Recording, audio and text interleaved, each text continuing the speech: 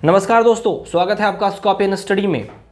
Budget आ चुका है। बहुत लोगों को बजट और आर्थिक समीक्षा को समझने में कठिनाई होती है, तो कुछ चीज़ें मैं साधारण से शब्दों में बहुत आसानी से समझाऊंगा। धैर्य रख के सुनिएगा, आपको समझ में आ जाएगा। बजट से पहले आर्थिक समीक्षा के बारे में बात करेंगे। पिछले वर्ष सरकार ने कहाँ खर्च किया और किन किन क्षेत्रों में कितने प्राप्त हुए, किन किन क्षेत्रों में काम किया गया, कहाँ कमियाँ हैं।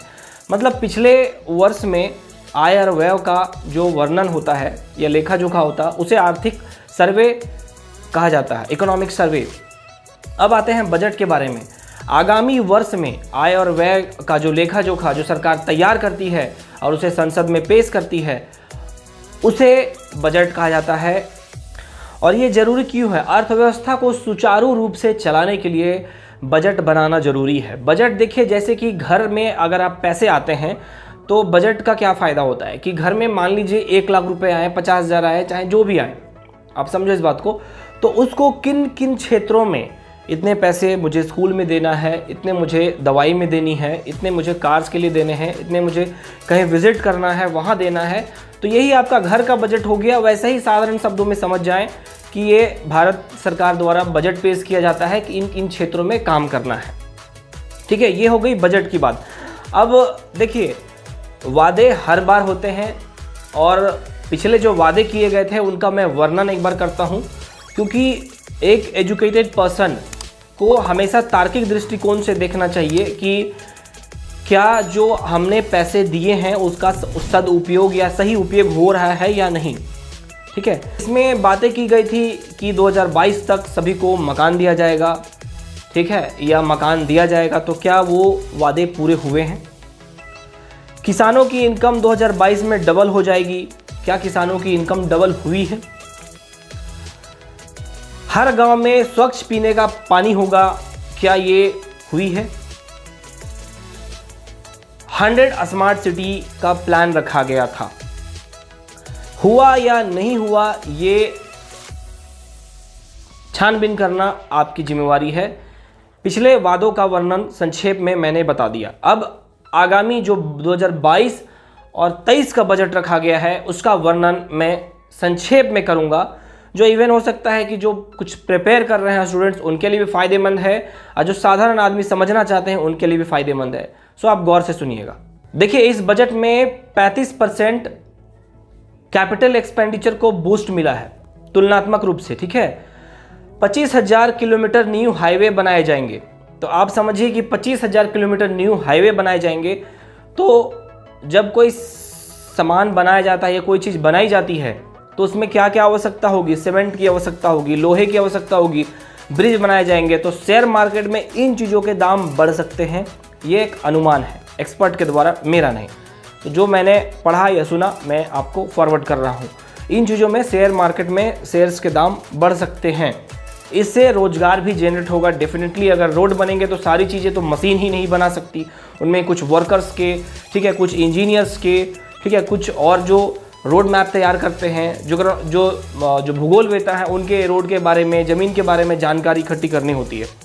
बिटकॉइन और जितने भी वर्चुअल करेंसीज हैं उसमें उनके कैपिटल गेन्स में 30% का टैक्स लगाया गया है। 30% टैक्स मतलब अगर आप बिटकॉइन में लगा रहे हो पैसा और आपको गेन हो रहा है, देन यू हैव टू पे 30% टैक्स। वर्चुअल करेंसी में भी यार अगर आप कुछ इन्वेस्ट कर रहे हो और आपको फ़ायदा हो रहा है तो 30% आपको टैक्स देना होगा। एजुकेशन में थोड़ा इंक्रीज किया गया है। पिछले बजट में 93,000 करोड़ था, इस बार 1.4 लाख करोड़ बजट उसमें पैसे लाए गए हैं, तो शायद थोड़ा इम्प्रूवमेंट देखने को मिले। मनरेगा में 25% फंडिंग कम कर दी गई है, जिसके कुछ लोग आलोचना कर रहे हैं क्योंकि इससे एम्प्लॉयमेंट जनरेट होता है और नहीं कम करना चाहिए। एक्सपर्ट्स की कुछ लोगों की राय है। डिजिटल यूनिवर्सिटी इस्टेब्लिश करने की बात की जा रही है। डिजिटल यूनिवर्सिटी, अब ये फ्यूचर की बात है, वादे देखते हैं।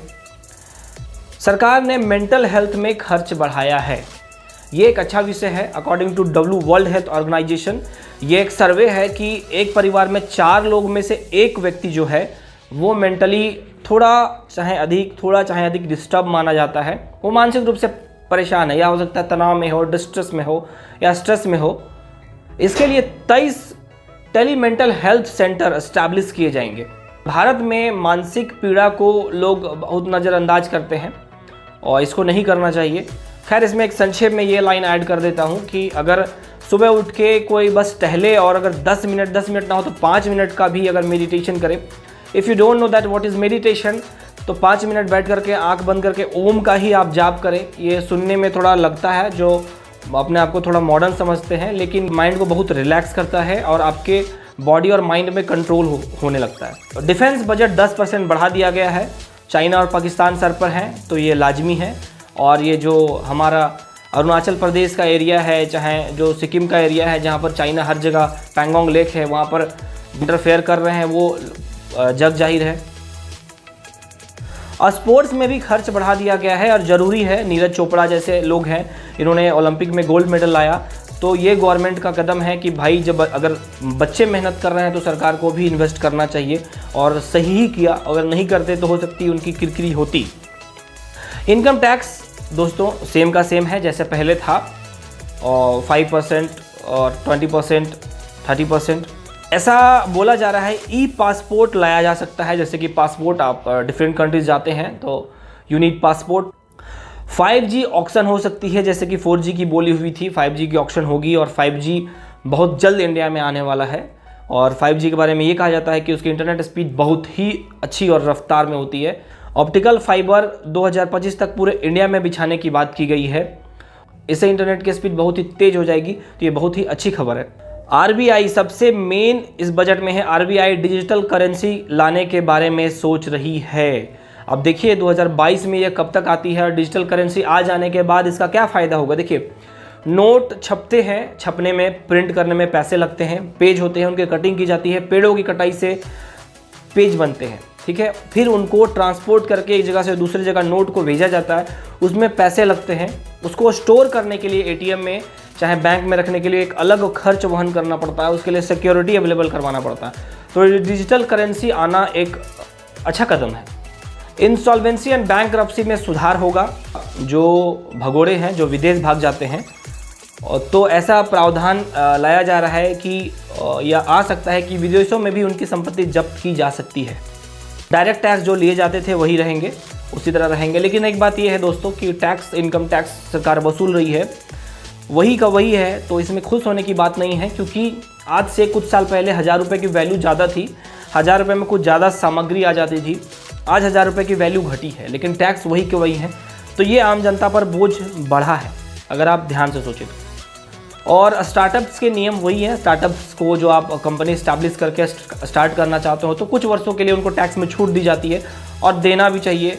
कि अगर आप एंटरप्रेन्योर को प्रमोट करना चाहते हैं, नई कंपनी को प्रमोट करना चाहते हैं, तो you have to give the tax relaxation. Google and Facebook जो बड़ी कंपनियां हैं वो कहती हैं कि भारत में मेरा इंफ्रास्ट्रक्चर नहीं है तो हम टैक्स क्यों दें। तो इसके लिए कुछ ग्लोबल मिनिमम टैक्स लाने की बात की जा रही है। उसमें 15% उनको टैक्स भरना पड़ सकता है। अब ये देखते हैं क्या होता है। सब्सिडी 3.5 लाख करोड़ के बारे में बात की गई है कि इनकी सब्सिडी दी जाएगी। ये हो सकता है फर्टिलाइज़र में हो, फूड सेक्टर में हो, और किसी सेक्टर में हो। अब देखिए यहाँ पर एक बहुत ही इंटरेस्टिंग विषय है कि क्या मिडिल क्लास को क्या मिला। जैसे सभी जानते हैं 2 लड्डू, मिडिल क्लास को दोस्तों कुछ भी नहीं मिला है, कुछ भी नहीं मिला है, ठीक है। एक्सपर्ट्स की राय ये है कि मिडिल क्लास के इनकम इंक्रीज होने चाहिए। सपोज दैट कि 10 लोग हैं एक मिडिल क्लास में, अगर उनके पास पैकेट में पैसे आते हैं तो वो खर्च करते हैं। मान लीजिए राशन खरीदा जाता है, कपड़े खरीदे जाते हैं, दवाई खरीदी जाती है, ठीक है, खाने का आइटम खरीदे जाते हैं, गाड़ी खरीदी जाती है, पेट्रोल भराए जाते हैं। तो जैसे जैसे आप पैसे खर्च करेंगे तो पैसे रनिंग में आते हैं। राशन वाला दूसरी जगह से राशन लेके आएगा, पेट्रोल वाला दूसरी जगह से पेट्रोल लेके आएगा, मेडिसिन जो दुकान में रखता है वो होलसेलर से लेके आएगा, तो रनिंग में आ जाती है पैसे, ठीक है। तो ये सुझाव दिया जाता है, और जितना ज़्यादा परचेजिंग होता है टैक्स उतना सरकार को मिलता है और पैसे रनिंग में आते हैं, और इसी तरह इकोनॉमी चलती है। किसी के पास अगर लाख करोड़ रुपए पैसे हैं, अगर वो बैंक में रखे हुए हैं तो वो डबल कभी नहीं होंगे। You have to first invest, आपको उसे इन्वेस्ट करना पड़ेगा, तो पैसे फिर रनिंग में प्रमोट होते जाते हैं। वीडियो अच्छा लगे तो लाइक, शेयर एंड सब्सक्राइब करें। Thank you.